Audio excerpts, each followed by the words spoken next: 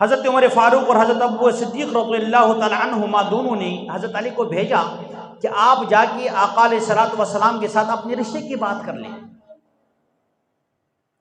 حضرت علی چلے مسجد نبوی کے اندر تشریف لے آئے۔ مسجد نبی کے اندر صحابہ کرام اور اللہ کا نبی تشریف فرمائے، گفتگو ہو رہی، آپ آگے بیٹھ گئے لیکن شرم کے مارے کوئی بات نہیں کی۔ اللہ کا نبی سمجھ گیا کہ علی کسی مقصد کے لیے آیا ہے۔ کہا علی بول کے کیا بولنا چاہتا ہے؟ کہا یا رسول اللہ، میں جب چھوٹا سا تھا آپ نے مجھے پالا ہے۔ حضرت خدیجہ الکبریٰ رضی اللہ تعالی عنہا نے مجھے بیٹے کی طرح پالا ہے، گھر کے اندر پرورش کی۔ اب میں بڑا ہو گیا تو میں چاہتا ہوں کہ میں آپ کے یہ آپ کے رفاقت کے ساتھ اس تعلق کو میں نہیں توڑنا چاہتا، میں اسی رفاقت کو آگے بڑھانا چاہتا۔ کنایتاً بتا دیا۔ تو سرکار دو عالم صلی اللہ علیہ وسلم نے اس وقت حضرت علی کے 3 الفاظ کہے تھے۔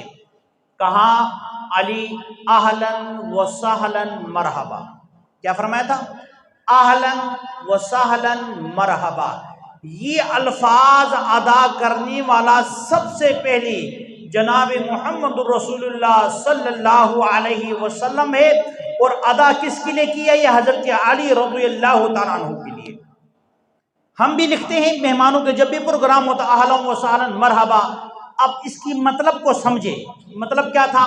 فرما اہلاً، حضرت علی آپ پریشان نہیں ہو، جو آپ نے بات جس مقصد کے لیے آئے ہیں، آپ تو پہلے سے اس گھر کا فرد ہے، تو آپ اپنے گھر کے اندر ہی رہو گے، آپ کو پریشان ہونے کی ضرورت نہیں ہے۔ اہلاً و سہلاً، سہلاً کا مطلب ہوتا ہے آسانیاں پیدا کرنا، کہ علی میں تیرے ساتھ آسانی والا معاملہ کروں گا، تمہارے اوپر اتنا بوجھ مہر کی صورت میں نہیں ڈالوں گا جو تم ادا نہ کر سکے۔ اور فرما مرحبا، فرما کہ میں تمہیں اس رشتے کے اندر جو آپ پیغام لے کر آیا ہو، میں اس رشتے کو بخوبی قبول کرتا ہوں اپنی خوشی سے۔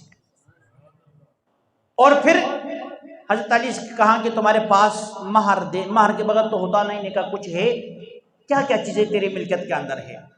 کہ یا رسول اللہ میرے پاس تلوار ہے، گھوڑا ہے، ایک زر ہے، ایک کوئی پیالہ تھا، اس طرح تھا۔ فرما گھوڑا تو مسلمان جہاد کے لیے جاتا، وہ تو سواری ہے، تلوار بھی نہیں بیچ سکتی، جو زر ہے یہ اس کو بیچ دو۔ آپ مسجد نبی سے اٹھے، سیدھا باہر بازار کی طرف گئے تو راستے کے اندر حضرت عمر فاروق بلکہ حضرت عثمان غنی اللہ ہے۔ کہا علی کدھر جا رہے ہو؟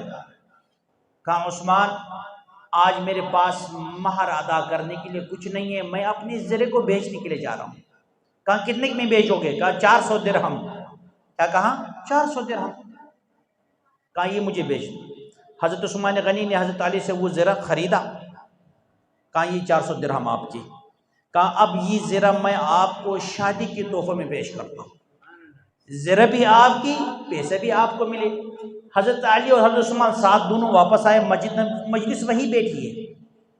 اللہ کے نبی نے فرمایا کہاں بیچا؟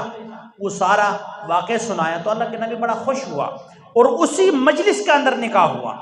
فرمایا کہ اب میں اپنی بیٹی جس کا نام فاطمہ الزہرا ہے، میں اس کو علی ابن ابی طالب کی نکاح میں دیتا ہوں، جس نکاح کا مہر عثمان غنی نے ادا کیا ہے، اور میں اس نکاح کے اندر حضرت عمر فاروق اور حضرت صدیق اکبر کو گواہ بنا کر اپنی بیٹی کو علی کی نکاح میں دے دیتا ہوں۔ تو اس نکاح